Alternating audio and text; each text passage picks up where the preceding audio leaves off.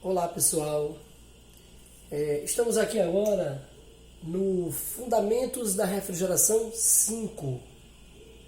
No Fundamentos da Refrigeração 4, nós falamos, demos uma introdução em compressores, né, os mais comuns tipos de compressores usados na refrigeração e aqueles que vocês vão trabalhar mais no seu dia a dia no campo, que são os compressores herméticos. Então, deve ter surgido na cabeça de vocês a dúvida de como alimentar um compressor sendo ele hermético. Professor, o senhor falou que o compressor ele é hermético. Hermético significa fechado. E como é que eu vou alimentar eletricamente o motor que está dentro do compressor, dentro da carcaça hermética, junto com o compressor e que vai tracionar o compressor, considerando que o compressor é uma peça, um artefato mecânico e que precisa do motor para funcionar? Certíssima observação. Seria preciso que nós tivéssemos acesso à parte interna da carcaça do compressor hermético para alimentar o motor que vai tracionar este compressor. Dessa forma, eu vim aqui mostrar para vocês como é feita essa ligação e como é que lá dentro são dispostas as bobinas enroladas no motor que traciona esse compressor. Então, se vocês prestarem atenção num compressor, vamos usar como exemplo o hermético alternativo, que é aquele em forma de bola, é aquele em forma de esfera, o redondinho, que é mais usado em refrigeradores e freezers. Vocês vão ver que eles têm em uma lateral dele, inclusive onde tem aquela tampinha plástica, 3 pinos metálicos. Pessoal, aqueles 3 pinos metálicos que ficam dispostos em uma saliência circular, eles são os bornes ou os pinos de ligação ou alimentação elétrica do motor interno. E como é que ele é ligado na parte interna deste compressor? Como é que ele, daqueles pinos, ele vai para o motor?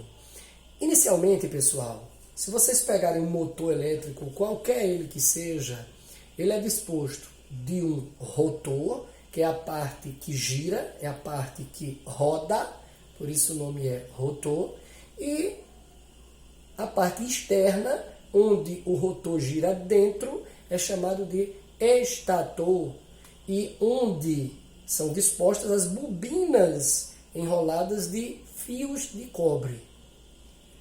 Pessoal, a disposição dessas bobinas, a ligação desses pinos com as bobinas internas do motor são feitas dessa forma. Aqui, se você olhar lá no compressor em forma de bola, o compressor hermético alternativo, que são dos refrigeradores, você vai ver que ele contém 3 pinos, tá? Sendo esses pinos comumente denominados do pino comum, e ele é comum porque ele é ligado às 2 bobinas, a 2 extremidades das 2 bobinas ao mesmo tempo. Então, esse pino comum, o nome é comum porque ele liga 2 extremidades, a de uma bobina e a da outra bobina.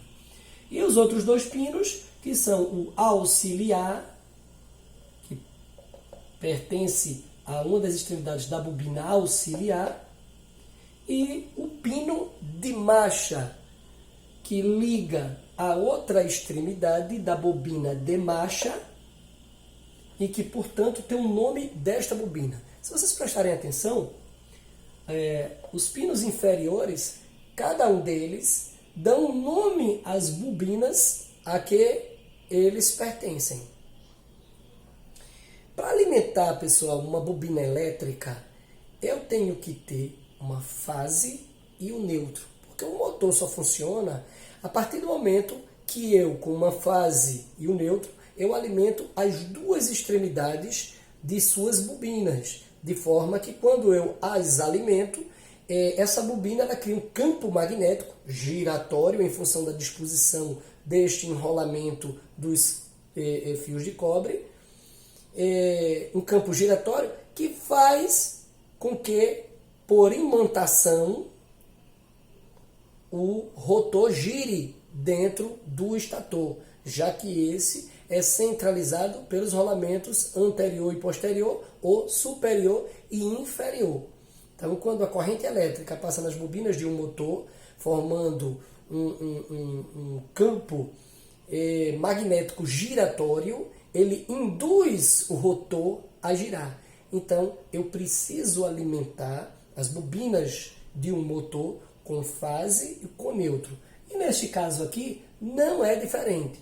Porém, vocês veem aqui que os compressores herméticos e de refrigeração possuem duas bobinas, sendo uma bobina auxiliar e uma bobina de marcha. A bobina auxiliar, no caso dos refrigeradores, pessoal, ela é usada única e exclusivamente apenas na partida. Então, esses compressores eles possuem um dispositivo por nome de relé, que só põe a bobina auxiliar no momento da partida do compressor para que seja vencida a inércia do rotor. E quando o rotor ele alcança a rotação necessária, claro que ele já precisa nessa altura de menos força, né? O peso já é menor porque ele já embalou, então a corrente diminui e aí o relé por corrente tira a bobina de marcha, ficando apenas a bobina auxiliar em funcionamento.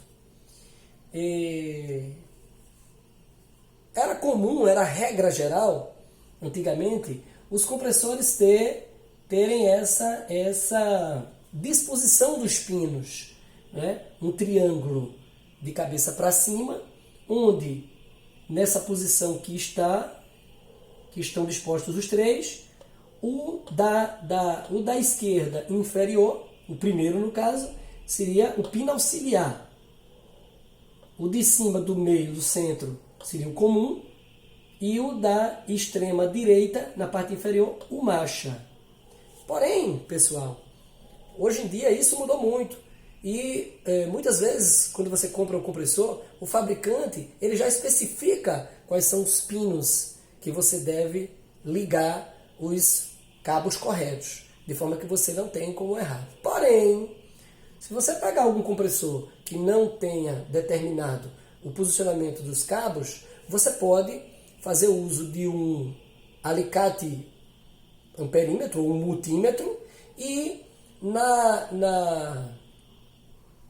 você selecionando a função de resistência, você mede a resistência ohmica entre esses pinos, de forma que, se você prestar atenção aqui, do pino auxiliar ao pino de marcha, você atravessa a corrente do multímetro, vai ter que atravessar as duas bobinas. Como ela atravessa as duas bobinas, então ela vai dar um valor de resistência maior. Se ela dá um valor de resistência maior, isso se dá em função da distância que é maior, ou seja, a corrente tem mais cabos para percorrer, né? Se ela sair do auxiliar, passa por toda a bobina auxiliar, passa aqui pelo comum, passa por toda a bobina de marcha e chega até o terminal de marcha. Então é claro que o valor entre auxiliar e marcha será o maior valor. Se você medir entre auxiliar e comum, vai dar um valor. Se medir entre comum e marcha, vai dar outro valor. Se você medir entre auxiliar e marcha, é claro que passando pelas duas bobinas, vai dar o maior valor. Você medindo dois pinos e dando o maior valor, você separa aqueles e o que restar é o comum. Então, você marcando o comum, que você já identificou, medindo-se com este comum que você identificou, o que der o valor médio será o auxiliar.